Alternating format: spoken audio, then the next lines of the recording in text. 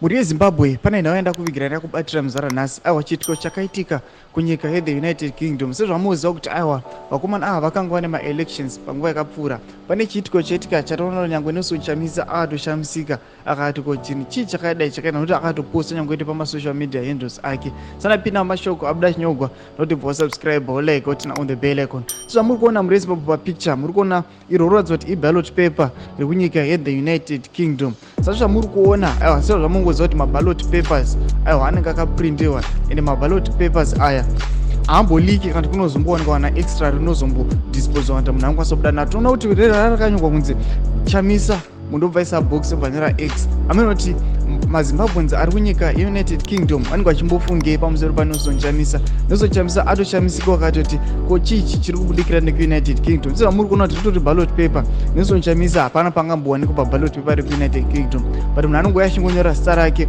obva ato achinyora X achivhotera ipapo. Ameno kunyanya kuda president Nelson Chamisa here kana kuti kudii. Ameno chiitiko chakaitika United Kingdom riri kunyangwe pamasocial media handles kunyanya paX ndo nhau iri nyanya kutaurwa zvinzi vanhu vekuUnited Kingdom kana maAfricans maZimbabweans ari kuUnited Kingdom amati ari kuzama kuda kuti ase amene tiudzei mafungiro enyu noti kudii pamusoro pechiitiko ichi. Aiwa chimbotiudzei mafungiro enyu pinai mucomment section medu. Musanga no subscribe kuleka chinoti on the bell icon.